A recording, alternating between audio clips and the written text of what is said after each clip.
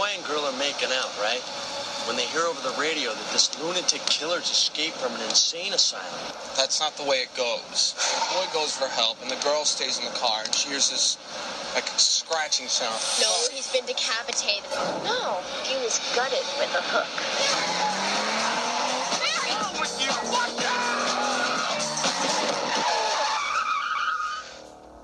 Oh, my gosh. I think he's dead. We can't just leave him here. Oh, tell me, little Miss Prelaw, what's the charge for manslaughter? We make a pact. Right here and now we take this to our grave.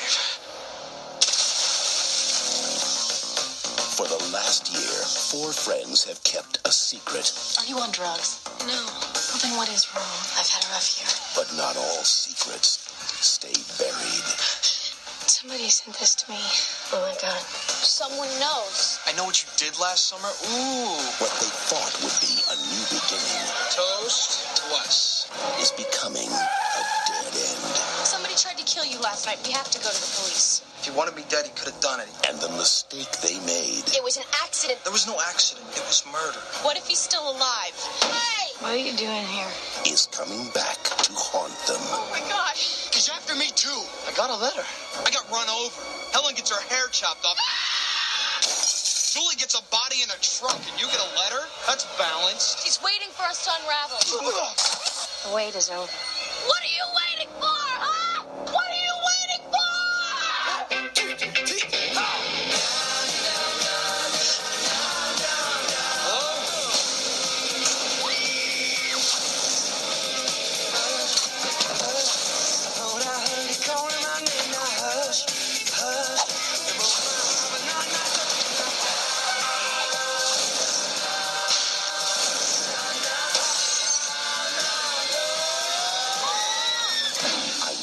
You did last summer. Hello, kiddies. It's me, John Kassir, the voice of the Crypt Keeper. You're listening to Drop the Mic.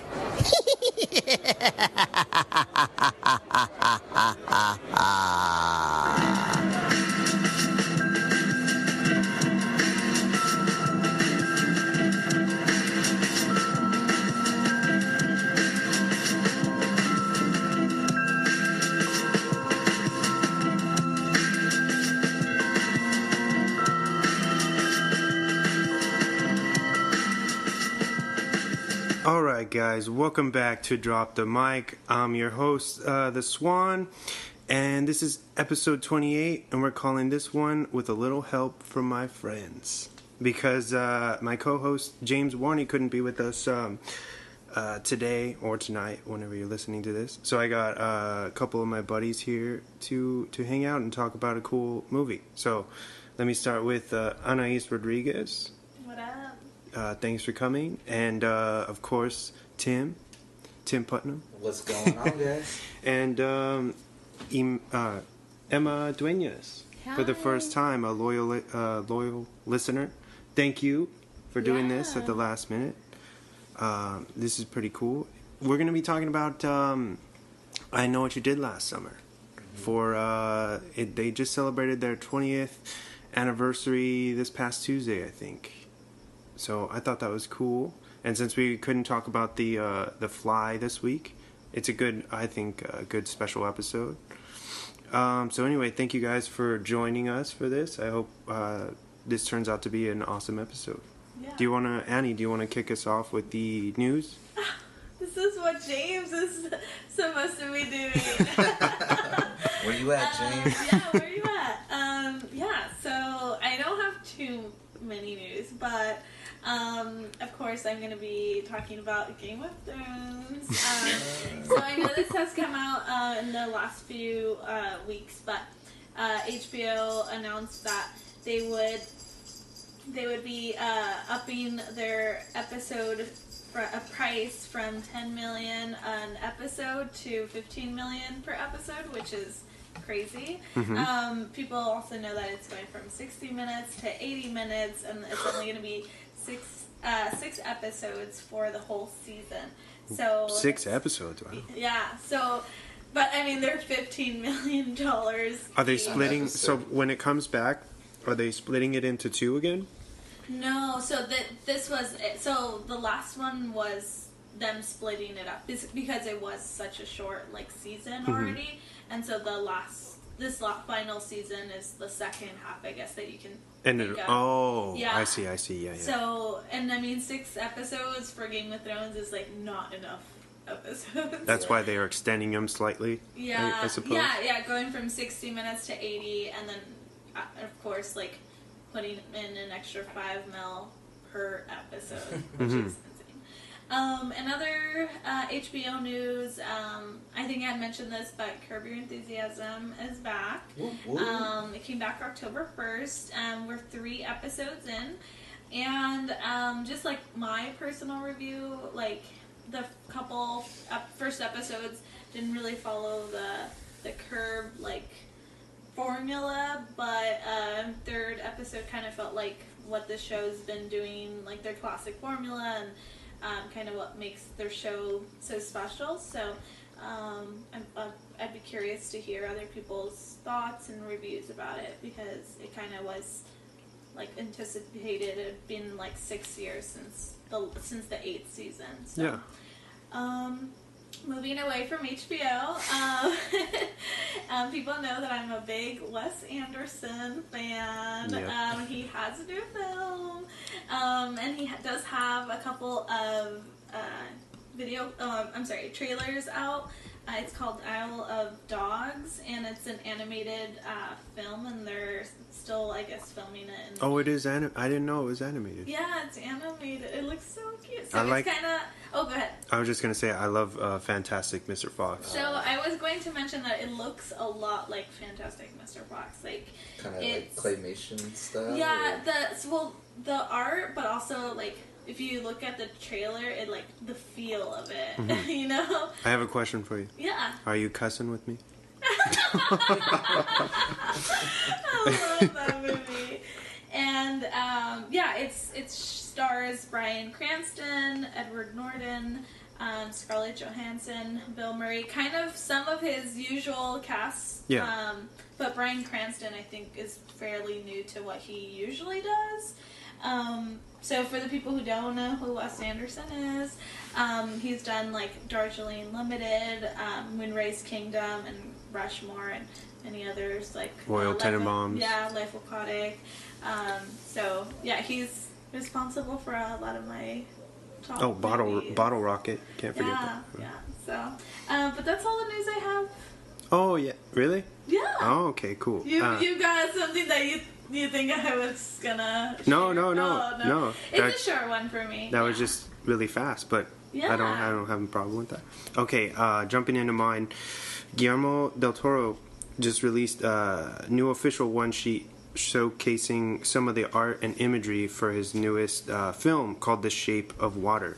The film is said to be set sometime within the Cold War era and is inspired by the classic Universal monster, the creature from the Black Lagoon. The film stars Michael Shannon, Richard Jenkins, Michael Stahlberg, and Doug Jones. Cool. Oh yeah, and then Punisher news. Oh, nice. Yeah. After being pushed back out of respect for the tragedy that occurred in Vegas recently, Netflix and Marvel have released the official date for their new standalone Punisher series, which is it's going to be a 13-episode run, and it'll be available for streaming November 17th. Mm-hmm. Yeah, I just saw that date today. I thought they weren't going to release it until but you just mentioned that. It was supposed to be released sometime in October, but it was supposed to be a surprise, as far as I know. And they said in this article that they were going to drop it for the weekend of I think it's the Los Angeles Comic-Con. Oh, Either that or the New York Comic-Con. They were going to drop it. The New York one already happened. Yeah, I think it was supposed to come out that day. That's interesting. I thought they were gonna just keep it as a surprise. So that's cool that they do have a set date for it. But I also had read something an article of them trying to figure out when it was gonna be released based on what's going on with other Marvel news, like or other like movies and projects, and how they don't like to kind of put everything out at the same time. But and that was the date that they had predicted. So I think that's So I think that's funny that it worked out that way. But yeah, I know a lot of people, they had spread this rumor that it was supposed to come out Friday the 13th, and then that had been debunked by somebody that was never a thing. So there's a lot of controversy around that. What do you guys think about them postponing it? Do you think that was a good move on Marvel's part? Yeah, I mean, I think that the reason people were guessing that it was going to be that weekend anyways is because there's not a lot of other Marvel stuff coming out like that weekend, and they don't like to compete. I know Thor comes out the first weekend of November, but yeah, I'm fine with that. I mean, I understand that because of the shootings, like they don't want to just put that out after something so tragic. But I'm okay with that coming out in November. I'm stoked to watch it. Like, I kind of want to wash the taste of Defenders out of my mouth a little bit. Oh yeah. Well, I can tell you right now, it should be pretty good. Yeah. If it's anything like this Daredevil season 2, sorry. Yeah.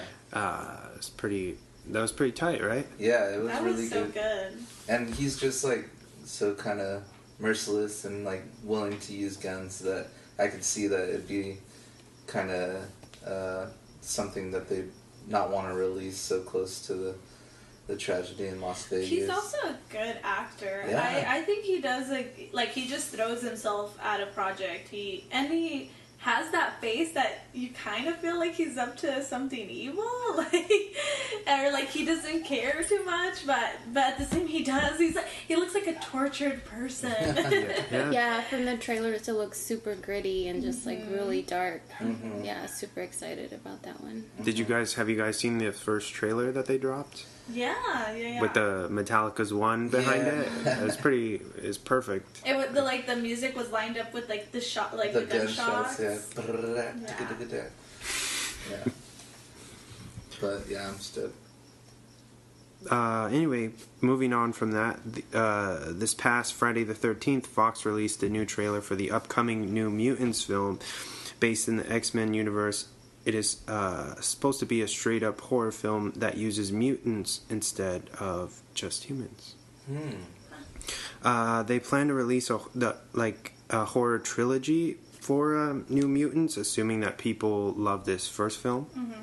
So I thought that was interesting. And in more X-Men news, Alexandra Shipp, who plays the Storm, the younger Storm from Apocalypse, I think, recently talked a little bit about her new X-Men film, Dark Phoenix, saying that it's supposed to be like a more dark take on the story and more comic book accurate. So I thought that was cool, since they have the what was that called, X-Men The Last Stand, where they tried to tackle too many stories in one movie. Yeah, they threw in the Dark Phoenix stuff at the end. It didn't really work. The visuals didn't really work for me. I was like, oh, I really thought this process was a little bit more grand, and it was it wasn't. Well, I feel like they had already done so much damage with killing Professor X and Scott's death that was uneventful. Nobody even cared. He just disappeared, and they're just like, oh, that's cool. See ya. Yeah, it was weird. But this one's supposed to be more comic. She was saying that fans of the X-Men universe and people who are familiar with the Phoenix, or when Jean Grey turns into the Phoenix, are going to be super happy with what they're doing, or what it's going to turn out to be, I guess. Anyway, before we go into our weekly Rex, you guys want to hear James's news? Yeah, let's do it. Let's see. The Han Solo official title for the new film that should be coming out soon is just called simply Solo, Star Wars Story. Deadpool 2 has officially wrapped shooting, and Kevin Smith is donating